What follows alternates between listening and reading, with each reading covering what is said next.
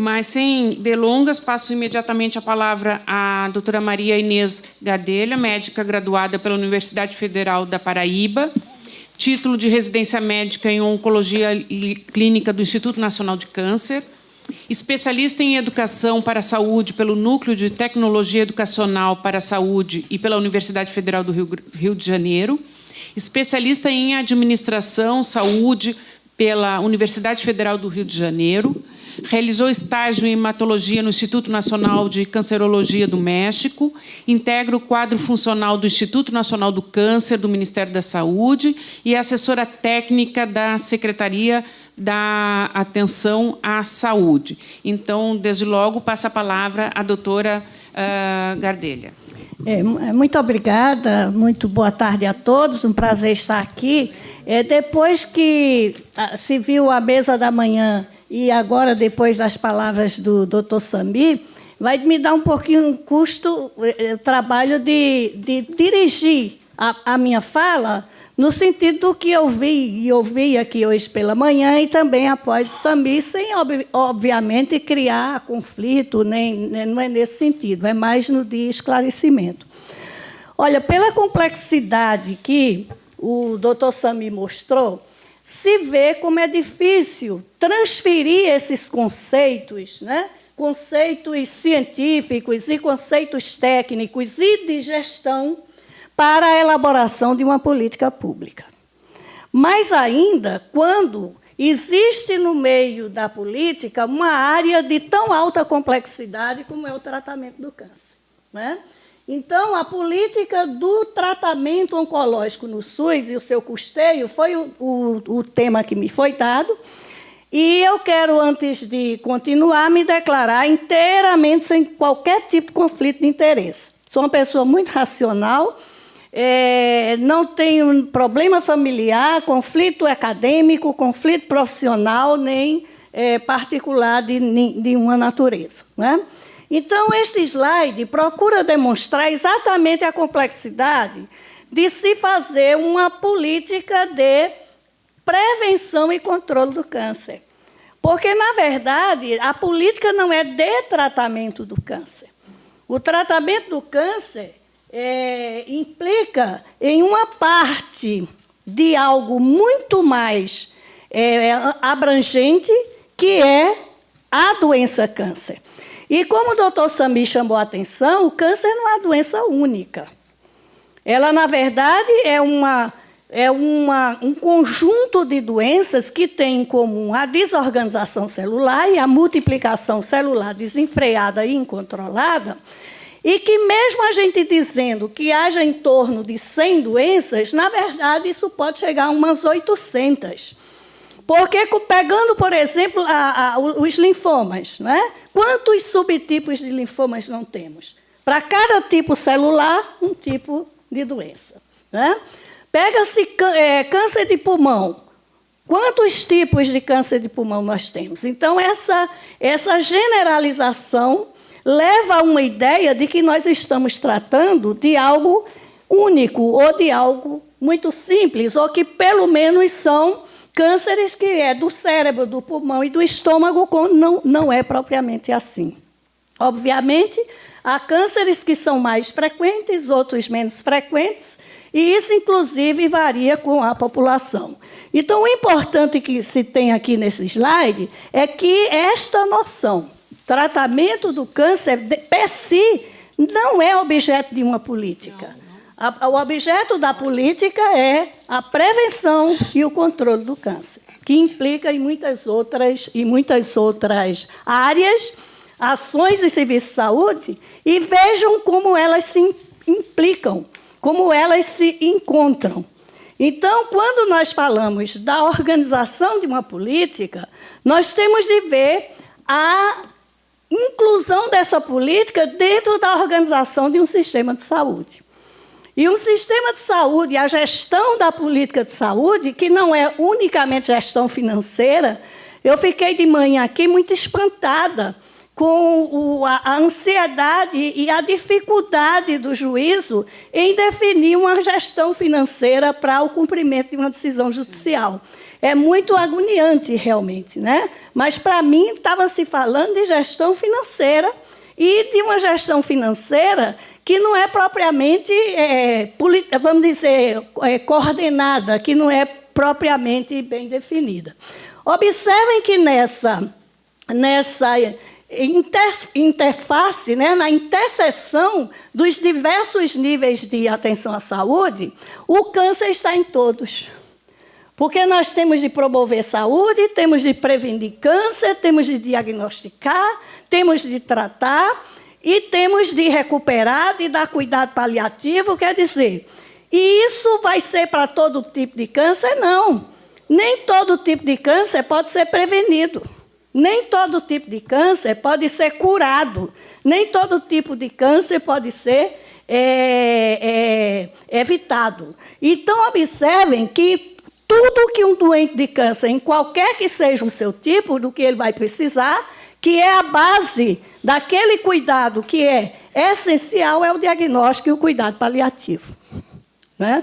Porque o restante das ações e serviços de saúde vão se aplicar conforme a natureza, a localização e a necessidade do tumor e a necessidade do doente. Então, quando nós falamos em oncologia, nós estamos falando de um tópico do tratamento, ou do controle do câncer, que é o tratamento. E como o doutor Sami já apontou, sempre há necessidade de uma conjugação de modalidades terapêuticas para se alcançar o objetivo, seja do controle, não é? Seja da paliação, seja da cura. Sim, porque a maioria dos cânceres não é curável. Ele pode ter um controle de muito longo prazo, é tanto que nós falamos muito de sobrevida, né? O nosso maior parâmetro de medida é a sobrevida. Não é como curar a pneumonia, a pessoa nunca mais vai ter aquela pneumonia, não é? Então, a oncologia visa exatamente a diversas finalidades, seja como eu vou mostrar adiante. Então, é a conjugação dessas modalidades que deve ser posta no resultado. Por exemplo, o doente tem um diagnóstico precoce, que é mais facilitado realmente na saúde suplementar, ele vai ter um resultado diferente, mesmo que seja tratado com a mesma técnica cirúrgica, com os mesmos quimioterápicos, no mesmo equipamento de radioterapia, ele obrigatoriamente vai ter um resultado diferente se o estágio tumoral dele for diferente, né, como o doutor Sami mostrou.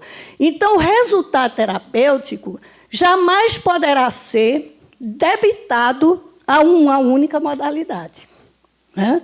É um conjunto de... E tudo isso é muito simples de a gente fazer, executar. Pode ser difícil de entender, mas para nós é muito simples de executar. Por quê? Porque é tudo parametrizado. O câncer é uma das doenças mais parametrizadas no mundo.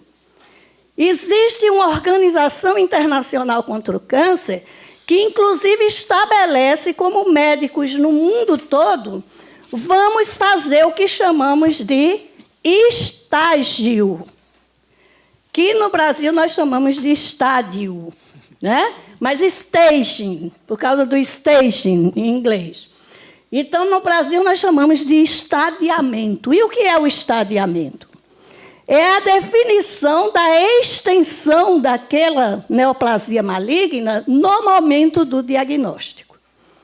Ora, dependendo do estágio em que o doente é diagnosticado, nós vamos aplicando os tratamentos de acordo com o prognóstico que é definido para aquele estágio.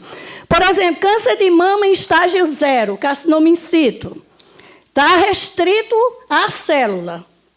Não invadiu nenhuma outra parte de tecido mamário. É bem diferente de um carcinoma de mama em estágio 3. Observem como aqui, ó, eu vou tratar com cirurgia e radioterapia, tratamento local.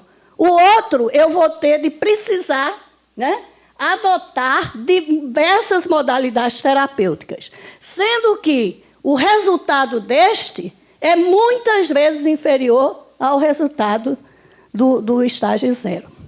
Então, é nessa combinação que resulta o grande resultado. É por isso, o grande resultado, esta eu desconhecia, viu? Então, que resulta o impacto do tratamento para as pessoas. E quando nós falamos nisso, é preciso salientar que há um foco no Brasil muito grande em medicamento. É uma obsessão, chega a ser obsessivo a menção a medicamento. Por que será isto? Onde é que este doente foi operado? Aonde é que este doente vai ser irradiado? A equipe que está tratando deste doente está compondo no mesmo hospital ou este doente está sendo dividido em diversos serviços? Tudo isso conta para o impacto, para o resultado de impacto sobre a sobrevida dos pacientes. E é interessante observar que nenhuma dessas modalidades isoladamente, com raríssimas exceções, trata câncer. E muito menos cura, não é? Mas, assim, delas, a cirurgia é a que mais pode dizer que cura, se for aplicada em estágio inicial. No estágio 0, mesmo assim, ela precisa de, alguns casos, de complementação. Observem que, se nós não potencializarmos os resultados desses tratamentos, nós vamos ficar desperdiçando esforço, desperdiçando recurso e desperdiçando vidas, sim. Não é? A cirurgia colabora com cerca de 49% no bom resultado de um caso de câncer. A radioterapia colabora com 40%. A quimioterapia tem uma colaboração de cerca de 11%. Então, se nós temos isoladamente potenciais diferentes, esses potenciais se amplificam quando são conjugados. Então, uma discussão isolada de medicamento jamais poderia acontecer sem estar implícita na política pública. Porque a política pública não é do tratamento, a política pública é do controle. E como é que nós organizamos essa política pública? Existe uma parte executiva, né, que tem de ser pensada, tem de ser concatenada, para que a sua execução, na ponta, seja exequível. Né? Nós, no Brasil, já passamos por vários modelos.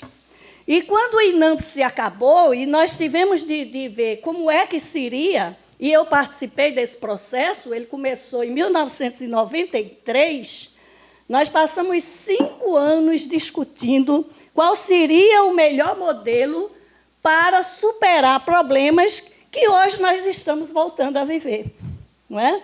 Na questão do tratamento do câncer. Foram 5 anos de piloto, de estudo piloto, de muita discussão, quando, em 1998, surgiu a renovação ou a revisão dos procedimentos oncológicos no SUS. Por que procedimento? Porque, infelizmente, nós trabalhamos com uma tabela de procedimentos. Né? E é essa tabela de procedimento que, por mais que ela seja atacada, questionada, nós temos de pôr outra coisa no lugar, porque ela é a única fonte de informação assistencial no SUS. É a tabela de procedimentos, medicamentos, órteses e próteses e materiais especiais do SUS. E por que isso? Porque ela é a fonte de informação. Porque ela é a mais garantida de retorno, porque ela associa o pagamento, o ressarcimento à informação. Se não der a informação, não tem pagamento. Não é? Então, esses procedimentos oncológicos simplesmente foram reavaliados em 1998. Toda a tabela do SUS, com o advento, não é, do SUS, foi reorganizada, e a sua versão atual é esta. Enquanto a saúde suplementar, para cada etapa de um tratamento, tem o seu procedimento, né?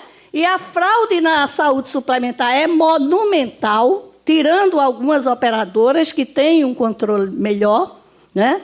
Porque ela tem um tipo de financiamento que aqui eu vou me referir adiante, bem diferente do SUS. No SUS, nós temos uma tabela que conseguiu simplificar em 8 grupos todas as ações civis de saúde. As de promoção e prevenção, as de finalidade diagnóstica, de procedimentos terapêuticos clínicos, cirúrgicos, de transplantes, de medicamentos, de órteses e próteses e ações complementares de saúde. Então, de alguma forma, qualquer atendimento no SUS vai estar expresso por um procedimento. E é este procedimento que é informado.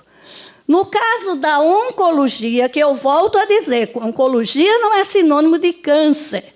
Oncologia é sinônimo de tratamento especializado do câncer, que se faz pela radioterapia, pela quimioterapia, pelos procedimentos especiais, por um tipo de medicina nuclear terapêutica oncológica muito específica, muito raramente é usada na finalidade terapêutica. Eu dou o exemplo do caso do carcinoma diferenciado da tireoide, né, em que se usa o iodo radioativo para tratamento. E existem outros procedimentos que são de apoio aos tratamentos, e nós temos o grupo específico cirúrgico. Então, vejam que as 3, 4 grandes modalidades de tratamento do câncer aí estão. A cirurgia, a radioterapia, a quimioterapia e essa muito específica da ioterapia, né?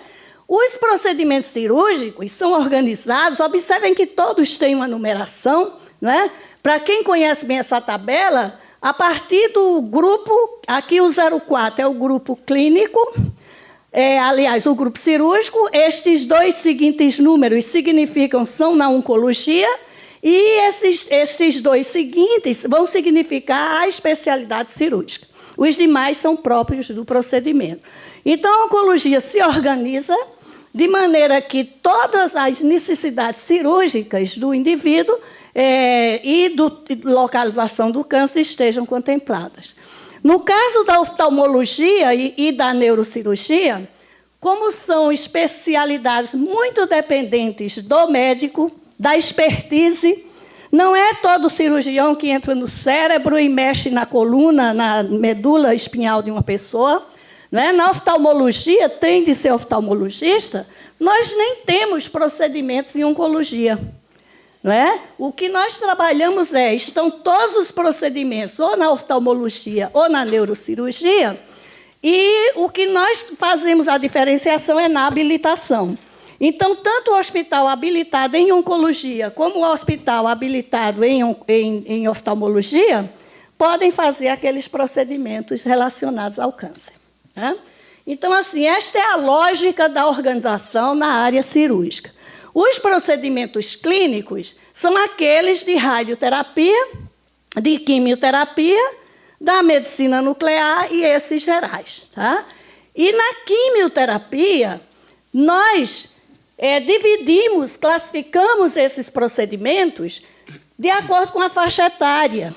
Do adulto é muito complexo, porque a quimioterapia de uma criança, e isso o Sami pode dizer muito bem, como a gente intensifica muito mais, não é? Dificilmente uma criança é tratada com remédio só, porque a nossa aposta nessa criança é de verdadeira cura. Não é de sobrevida, não é disso, não, é de cura. Então, a gente faz essa separação na quimioterapia, com suas diversas finalidades no adulto, e a Sociedade Brasileira de Oncologia Pediátrica, lá na ocasião em que nós discutimos essa classificação, ela falou, nós temos uma finalidade que é curar. Então, não precisa dizer se é paliativa, curativa, não. Toda criança e adolescente, nós vamos sempre tratar com esta finalidade. Então, os procedimentos são organizados. Observem que a gente está vindo do sistema, né? É o sistema organizado em níveis de promoção, de prevenção, de diagnóstico. Os meios, os instrumentos são executivos. O conceito é dado lá pela definição da política. E, inclusive, o conceito também é dado pela modalidade que o país adota. Nós adotamos uma modalidade na saúde de seguridade social. Não foi na Constituição de 1988. É um modelo de assistência por seguridade social. É a assistência social, a previdência e a saúde. Então, tudo o que eu estou falando aqui nada mais é do que execução. É uma forma executiva daqueles conceitos. Então, nós temos vários procedimentos de radioterapia para a internação, todos eles estão sendo revisados. Vamos fazer na radioterapia o mesmo que fizemos na quimioterapia, acabar com a história da fonte radioativa, não importar qual seja o aparelho, porque isso é tecnologia pura. E muda demais, vai deixar sempre uma tabela muito defasada. No caso da ioterapia, nós temos procedimentos de internação e de ambulatório, né? E na radioterapia, observem como, além daqueles da internação, na IH, na autorização de internação hospitalar, aqueles de APAC também praticamente se referem a equipamento, né?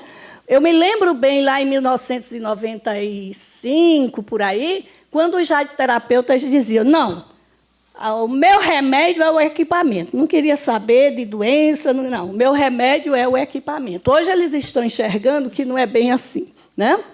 Então, nós temos, na APAC, os procedimentos principais de radioterapia, e acontece que, para se executar uma radioterapia, necessita-se de muito procedimento auxiliar, que nós chamamos de procedimentos secundários. Planejar, precisa, alguma vez, de sedação, de anestesia, não é?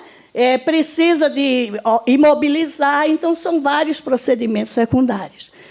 E, na parte da quimioterapia, como eu já mostrei, não é? A sua classificação é adulto-criança ou adolescente, e também ela acompanha a oncologia, né? Nós temos finalidades para esta quimioterapia. Então, a quimioterapia é aplicada de acordo com o estágio tumoral, o tipo histológico do tumor, as condições clínicas do paciente e a sua finalidade, né? Nós temos a finalidade paliativa, que, infelizmente, é a maioria da quimioterapia no Brasil, porque é aquela que não vai salvar ninguém, não vai curar ninguém. Dificilmente o doente em quimioterapia paliativa não vai precisar de uma linha subsequente até que o tumor se estrutura inteiramente como resistente a qualquer outro medicamento, né? E, então, vai seguir o seu curso natural. O curso natural é o do tumor, porque ele capitaliza toda a energia e alimento do organismo. É por isso que se diz há muitos anos, né, que o câncer é uma doença burra, porque ele depende do organismo para viver, mas ele suga tanto que mata, não é? Quando falta o alimento para ele, e mesmo que ele tenha atingido aquele momento em que suas células completaram, se maduraram inteiramente, ele não mais responde ao tratamento. Existe um tipo de finalidade, que é o controle temporário, que, observem, o desenho ajuda, né? A cada ciclo, ou a cada tratamento, né, esquema quimioterápico, o doente tem uma melhora, depois cai, volta, tem. Isso é muito comum na hemopatia crônica. A leucemia linfocítica crônica, a que o Dr. Sami se referiu, os linfomas de baixo grau. Então, são doenças que normalmente deixam o indivíduo viver muitos anos. A característica delas é esta, são doenças crônicas, só que são incuráveis, né? Mas vai chegar um momento em que elas também vão passar a se comportar como o tumor na quimioterapia paliativa e passa a ser a sua finalidade puramente de paliação. Temos aquela que é prévia, que vem antes do tratamento principal, que, no caso, o tratamento principal é a cirurgia ou radioterapia, e aquela que é adjuvante, que vem após o tratamento principal, que é feito principalmente após cirurgia, né? Então, a duração dessa quimioterapia é também determinada. E ela é determinada por quê? Pelo prognóstico do doente. Eu dizer que eu vou fazer uma quimioterapia por tempo indeterminado, indefinido, ad eternum, não existe. Está se dizendo que não se conhece o prognóstico desses casos. E, para acompanhar este prognóstico, o que vai acontecer? Tem de regularmente examinar e atender esse paciente e ver se a condição dele continua se beneficiando daquele tratamento, né? E, por fim, nós temos um tipo de quimioterapia que é a curativa, em que o principal tratamento, a principal modalidade é a quimioterapia.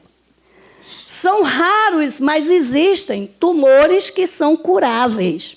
São as leucemias agudas, os linfomas de evolução aguda, como o linfoma difuso de grandes células B, não é? Como o linfoma linfoblástico e muito poucos outros, né?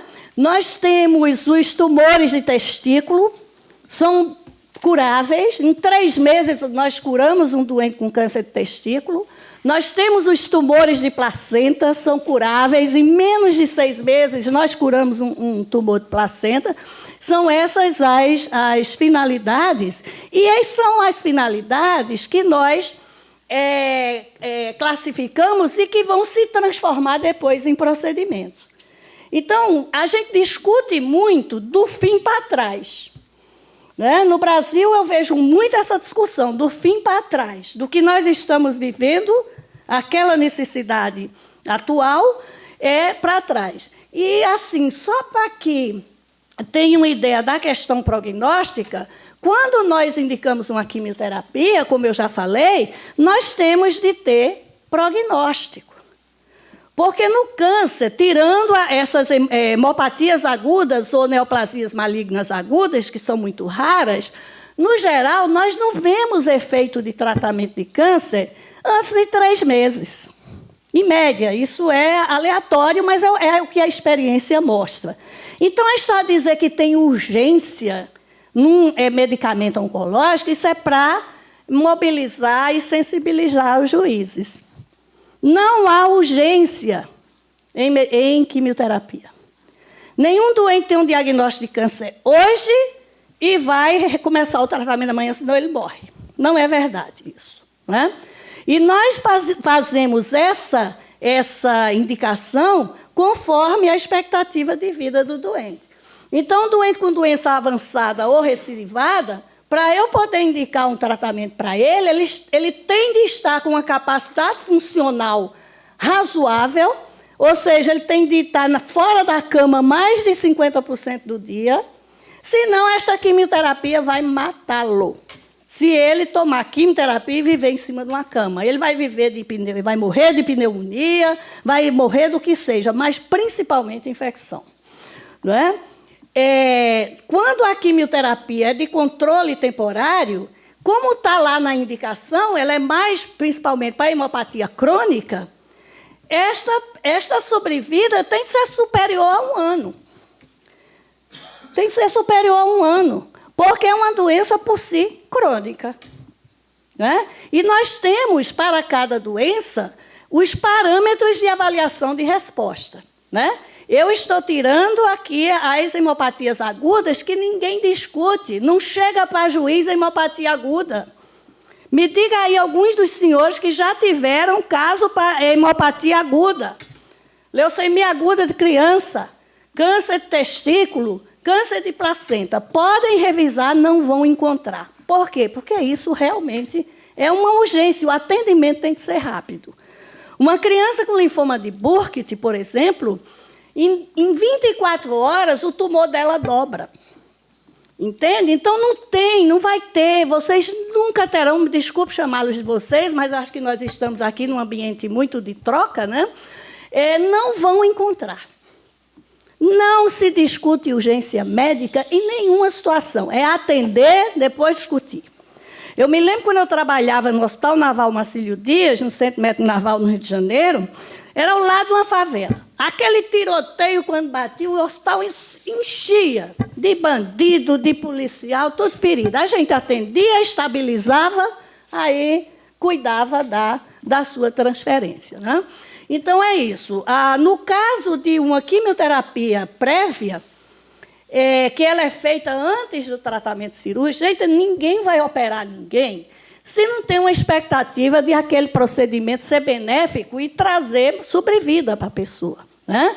Toda cirurgia tem risco. Então, no caso, se estabelece que o doente tem que ter uma expectativa superior a 12 meses. Por quê? Porque ele tem que fazer o mínimo de 6 meses de quimioterapia. Ele tem de se operar. Ele tem de irradiar. Então, se ele viver menos de 1 ano, qual é a finalidade desse tratamento? Se o prognóstico dele olhe que, neste caso, no caso, por exemplo, do controle, nós contamos com o efeito terapêutico para fazer esse prognóstico, né? Aquela quimioterapia que vem depois da cirurgia, olha, o doente, para ser operado, não pode estar 50% deitado na cama, a não ser que seja provocado pela doença. Por exemplo, uma hérnia de disco, né? Ele está deitado é devido à doença. Mas no câncer nem sempre é devido à doença. A maioria das vezes não é devido à doença no sentido da imobilidade. É o consumo, é uma doença consumptiva. Consome musculatura, consome gordura, vai consumindo o indivíduo, né? Então, nessa da profilática, o adjuvante é profilática porque a finalidade dela é evitar metástase. O doente tem de estar como nós, não é? Andando, comendo, falando e, eventualmente, com algum sintoma, não é? E a sobrevida dele tem que ser maior do que 24 meses. Por quê? Porque a adjuvância vai durar pelo menos 5 anos, com a hormonioterapia, né? Contam-se os 2 anos da quimioterapia, cirurgia e tudo. Então, se esse indivíduo não tiver sobrevida, expectativa de sobrevida, você não pode fazer essa indicação, né? E, por fim, a curativa, que, como no caso da leucemia aguda, o tratamento dura da leucemia linfóide aguda, né? O tratamento dura até 3 anos. Eu não vou fazer um planejamento terapêutico se a pessoa tem uma expectativa de vida contando com o efeito terapêutico, porque são doenças que respondem rápido, não é? Elas são agressivas, mas elas respondem rápido. Então, eu acho que esses conceitos são muito importantes por causa da ideia da urgência. Até por conta de um desembargador de Minas Gerais, eu escrevi um artigo a respeito disso, porque a gente fala sobre isso e ele diz, mas, Inês, eu não encontro nada escrito sobre isso. Chama-se O Papel dos Médicos na Judicialização da Saúde. Eu me sinto muito à vontade para falar, porque eu sou médica, não é? Sou oncologista, pratiquei muito e atendi muito na parte da oncologia. Então, isso tem de ser visto. O caráter de urgência que se dá na ação judicial, eu nunca observei. E se tivesse realmente caráter de urgência, o juiz ainda nem tinha recebido o processo, o doente já deveria estar sendo atendido, né? Muitas vezes, o que eu observo, sim, é que, como a finalidade é adjuvante, vai ser usada daqui a 3 meses, daqui a não sei quantos meses, eles mandam o doente entrar com a ação judicial, porque quando toda a burocracia, isso que a gente discutiu muito aqui de manhã, eu não discuti, não, eu vi e fiquei muito estupefata, para falar a verdade. Simplesmente, quando chegar a hora de usar, se cumpriu a burocracia. E estão manipulando o judiciário, estão manipulando o juízo, dizendo que é urgência. Quer dizer, a rigor, isto não é correto. Por que eles não dizem? Por causa da burocracia disso e daquilo, eu estou adiantando o pedido, né? Não existe urgência em oncologia que não tem quando existe, tem nada a ver com isso. Não tem nada a ver com ipilimumab, não tem nada a ver com brentuximab, tem nada a ver com trastuzumab. É a urgência oncológica que a gente chama, que são raras. É uma síndrome de hipercalcemia, não é? É uma nefropatia tubular aguda por destruição tumoral, é uma compressão de veia cava superior. Nunca chega isso para você. Não chega. Não dá tempo de chegar. Se o doente não for atendido, ele vai morrer. Então, assim, resumindo tudo isso, a organização dos procedimentos se faz conforme a oncologia, conforme o conceito. Volto a dizer, não se parte de trás para frente. A execução é feita de maneira tal a atender aqueles pressupostos, aquelas premissas e aquelas verdades, digamos assim, científicas. Então, a quimioterapia organizada como paliativa geralmente são tumores sólidos, ou seja, não de origem linfematopoética, não tem a ver com a medula óssea, não tem a ver com o gânglio linfático. Tem a quimioterapia controle temporário de hemopatia crônica, a prévia tumor sólido, aí vem tumor sólido e a curativa de hemopatia aguda. Se os senhores quiserem saber que doenças são essas, basta ver a tabela do SUS. Eu vou mostrar daqui a pouco. Se sabe de que doença se trata. Eu acho que está aí, pode até ajudá-los, não é? Para saber se realmente o caso seria de urgência ou não. Rapidamente, vou mostrar como esses procedimentos são organizados e chamados. Está muito pintado para a guerra, né? Tem vermelho, tem verde, porque é outra história de se dizer que a tabela é muito defasada, que a tabela do SUS não é atualizada. Então, tudo que vira em colorido é alguma modificação que houve desde a sua publicação em 1998. Observem que não há nome de remédio. É a finalidade, é a localização e o tipo de histológico do tumor. Por exemplo, carcinoma pulmonar de células não pequenas, avançado. Então, a finalidade é paliativa. Ou carcinoma indiferenciado de células pequenas. Então, olhe, pulmão são pelo menos 2 tipos diferentes de tumor mais frequentes e que o tratamento difere. Não é?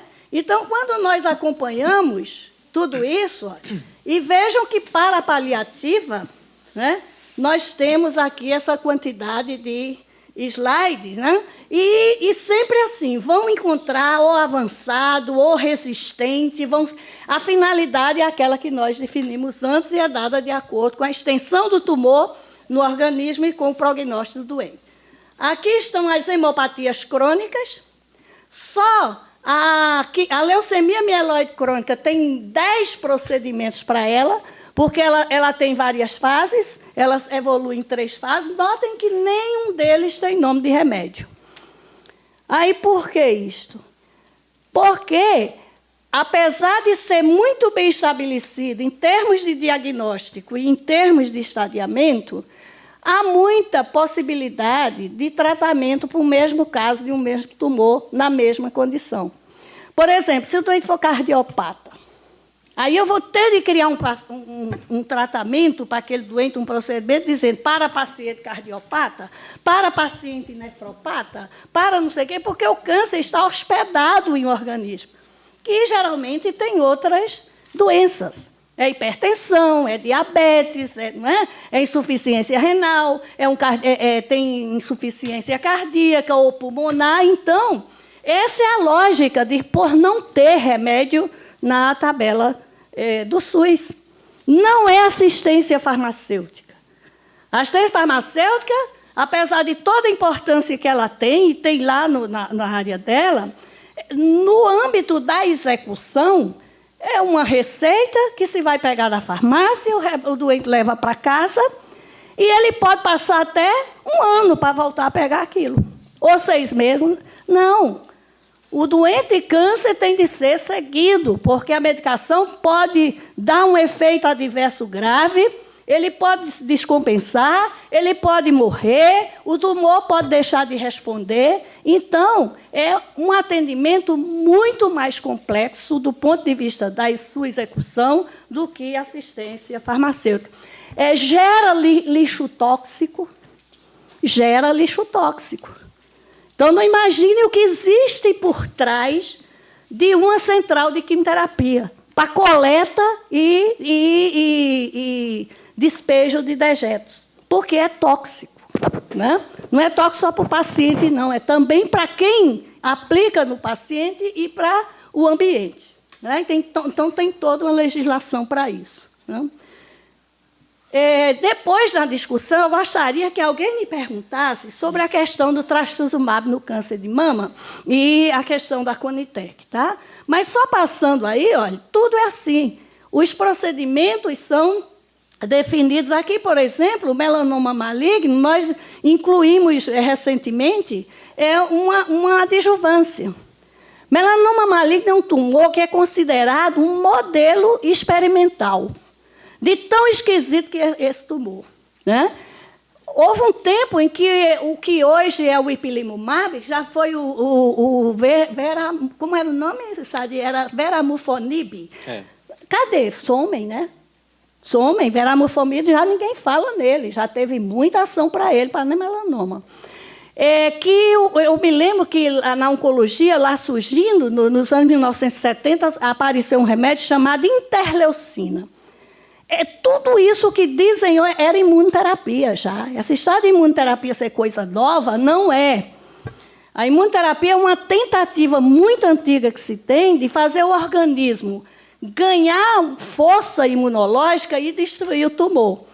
Eu me lembro que, quando eu cheguei ao Instituto Nacional de Câncer, nos anos 1970, o que acontecia? Havia um professor lá, que era um pesquisador, que ele pegava leucócito do próprio indivíduo, tratava esse leucócito de alguma maneira, eu não me lembro bem com que era, e injetava de novo, porque o conceito era o mesmo.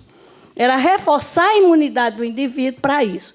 Depois, eu me lembro bem, acho que Sami, como é hematologista, não deve se lembrar, e eu me envergonho muito, inventaram que se a gente pegasse uma agulhinha e fizesse 3 vezes por semana picadinhas de BCG, a gente criava um quadrado do braço do doente, ia criando quadrado e aplicando BCG, também daria certo, daria conta do câncer e principalmente do melanoma. Então, esse conceito é muito antigo. A interleucina era altamente tóxica, desistiram dela, e aí surgiu um remédio chamado interferona, que os senhores devem ouvir muito e que está entrando em desuso. É um remédio que rodou e não tinha doença para ela. O melanoma desqualifica qualquer remédio, tá? Porque ele é uma doença muito diferente, tanto que é um modelo experimental. Aí ela caiu aonde? Na hepatite. Agora já não serve para hepatite porque está sendo substituída pelos VIR, né? Sovosbuvir, tenoprovir, não é assim? Mas ela entrou na oncologia na leucemia mieloide crônica, não foi, Samir? Sim, o interferon. Na leucemia mieloide crônica, que é uma doença rara, é uma doença pouco frequente. Não é? E aí eu não vou nem entrar na questão do mercado. Então, o melanoma é realmente uma doença que ele tem na tabela do SUS, tanto procedimento para paliação como procedimento para adjuvância, em casos muito específicos. E aqui, se querem saber quais são as doenças curáveis, são estas. Doença de Hodgkin, olha, quando é curável, o SUS oferece várias linhas terapêuticas, quer dizer, várias possibilidades. Não curou na primeira, tenta a segunda, tenta a terceira. Gente, depois da terceira, este tumor não vai responder a nada. É Sami tentar lá as grandes intervenções com quimioterapia de alta dose intensiva e tentar recuperar o doente com transplante de medula óssea. Né?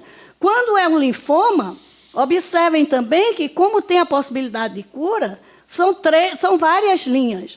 Quando é leucemia aguda, são várias linhas.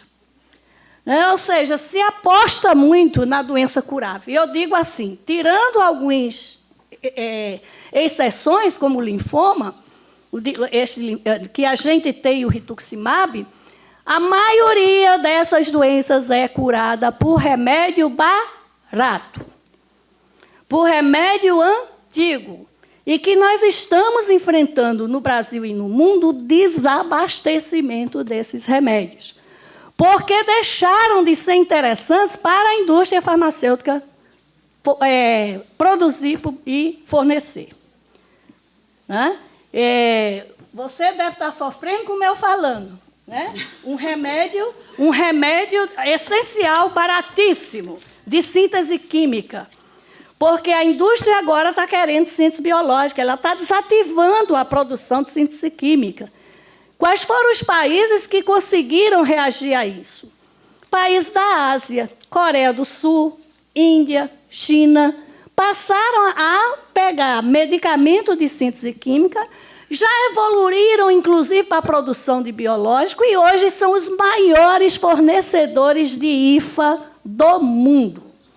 Então, muitos remédios dos Estados Unidos, do Canadá, do Reino Unido, não sei o quê, já tem fornecimento de IFA. IFA é um insumo farmacêutico ativo, já produzido em outros países. Né? Então, assim, essas são as doenças curáveis.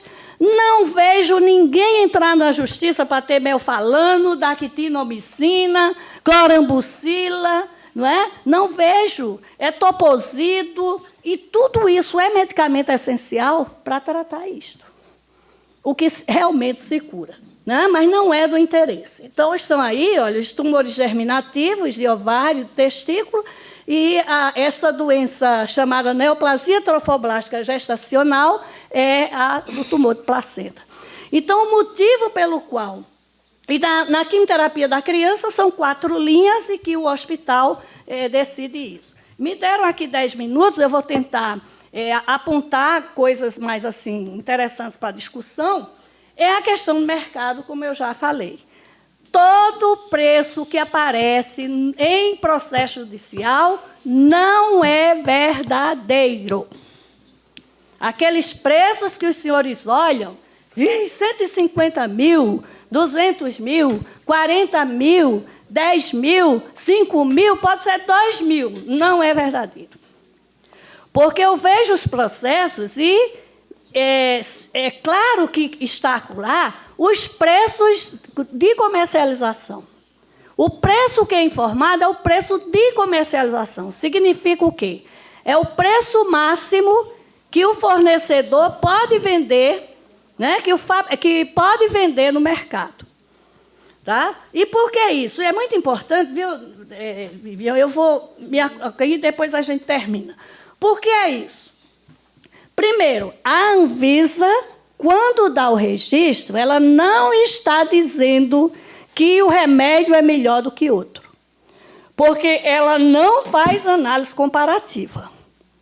A Anvisa, para dar o registro, se baseia em evidência de eficácia mínima, ou seja, funciona de alguma maneira, nem que seja 5%, mas tem alguma coisa, e segurança biológica.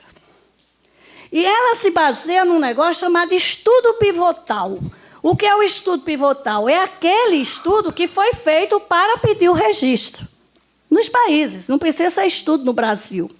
Isso é o estudo pivotal. Que, normalmente, quando é comparativo, se faz contra placebo. Artrite reumatoide. Quantos remédios para artrite reumatoide? Dificilmente se acha um estudo que compare um com o outro. É só contra placebo. E quando os senhores vão ler também, se forem, vão notar que é de não inferioridade. O estudo já é montado para demonstrar que não é inferior.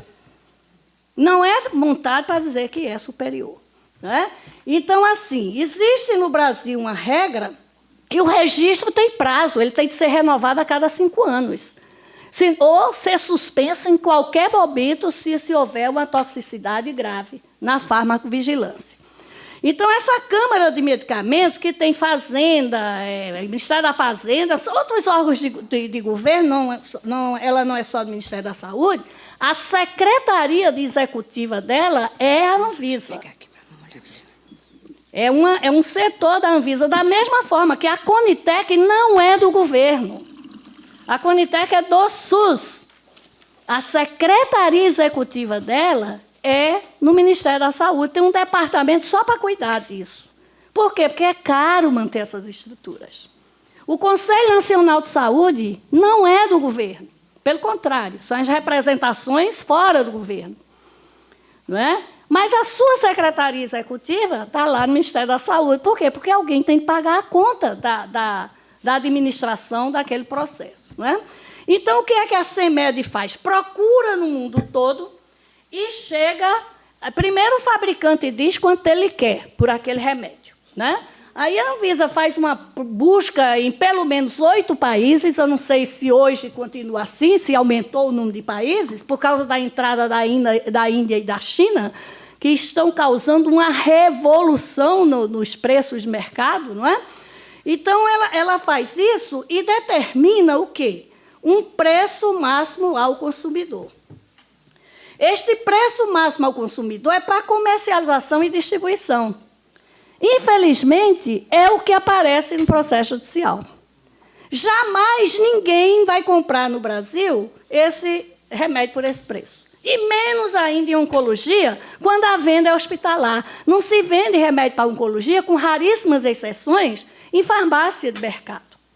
Não vai. Vai na farmácia de mercado, procura comprar trastuzumab. Ninguém vai conseguir, porque não é de comercialização. Então, esse preço máximo ao consumidor, como é que se chega a ele? Pega-se o preço fabricante, que foi verificado com o preço de outros países, que normalmente fica 60%, em torno de 60% do preço máximo ao consumidor. Ou seja, o governo, por meio da CEMED, diz assim, você pode vender até esse preço, pode ser menos. Né? E esse preço de fábrica, na verdade, sequer é o praticado. Porque, em geral, os laboratórios dão um desconto em torno de 30% a 40% do preço de fábrica. Né? Aí, não vou nem... Resulta isso. Resulta isso que todos nós vemos, hoje já estão diminuindo, porque parece ficar com vergonha, né? De oferecer descontos. Não é desconto coisa nenhuma. Desconto de 80%, desconto de 60% a 80%. É triste ver universidade ensinando os alunos a como entrar com ação judicial farmacêutica. Não é? E me espantou muito aqui em Criciúma, olha, Clênio, não é? Quando a gente recebe no Ministério da Saúde processo judicial, em que tem o professor com sua OAB e tem o estudante assinando o processo. Né? E a semana passada foi estupefaciente, porque recebo um e-mail desta senhora chamada Adriana Maí, representando o site de advogado especializado em ações farmacêuticas, pedindo aos médicos que entrem em contato para quê? Obtenção desses remédios gratuitamente para os pacientes junto ao Estado. Então, assim, eu me sinto muito à vontade em chamar a atenção, mas por responsabilidade. Para mim, eu vejo claramente que saiu do controle, virou negócio. Está virando e é de se perguntar a quem está servindo isso. Eu garanto aos senhores, não é dos doentes. Não está servindo aos doentes. Tá? E, para terminar mesmo, Vivian, eu só lembro que o SUS não é financiado só por tabela. O SUS não é como na saúde suplementar. A saúde suplementar tem uma tabela que faz lá a sua atualização, o hospital ou o médico só vão ganhar aquilo. O SUS é financiado por produção, que é o ressarcimento de procedimento, e isso é muito pouco. Se tiver 9 hospitais privados com fins lucrativos no SUS, tem muito. Tem, sim, muita clínica de hemodiálise. 85% das clínicas de hemodiálise no Brasil são privadas com fins lucrativos. E não é à toa que todo ano a gente tem de estar brigando, querendo aumento. Outro é medicina nuclear. Maior parte é privada com fins lucrativos. Realmente, esses vivem da tabela. Porque eles não têm direito a receber tudo isso que ocorre de financiamento do SUS, né? Que são os orçamentos públicos, por exemplo, no Hospital de Clínicas, aí da Universidade do Paraná. Todo o corpo clínico que é servidor federal, né? No hospital estadual. E o maior componente de custo na saúde é o RH. São os servidores, são os profissionais, né? Então, só isso, Sami, já bota 40% de tudo que recebe do SUS livres, porque quem paga a conta dos salários dos servidores públicos é o Ministério da Educação, né? Então, tem os investimentos. Dificilmente um hospital do SUS não recebe equipamento que seja do governo federal ou do governo estadual. A filantropia é quem mais segura o SUS. Mais de 70% de todo o atendimento em oncologia são feitos nos filantrópicos, né? E, por serem filantrópicos, eles têm investimento, eles têm incentivo, eles podem fazer captação, né? Eles podem contar com trabalho voluntário, normalmente tem dupla porta, atendem pelo SUS e não SUS, e lá dentro acontece de tudo, inclusive migração do doente da saúde suplementar para o SUS, né?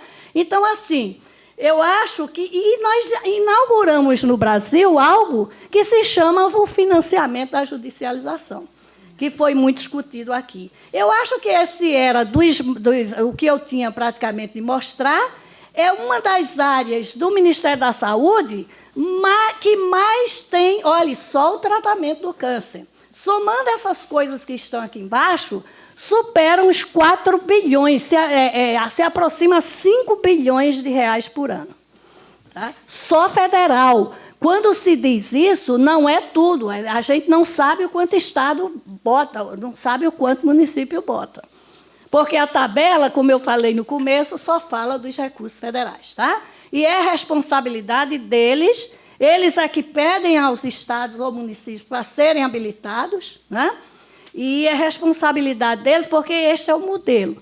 O modelo, se não está servindo, porque essa mudança de plataforma de produção na indústria terapêutica, ele não está servindo, não é pela cirurgia, não é pela radioterapia, ele não está servindo pela quimioterapia. Né? Por isso que a gente fala tanto de remédio.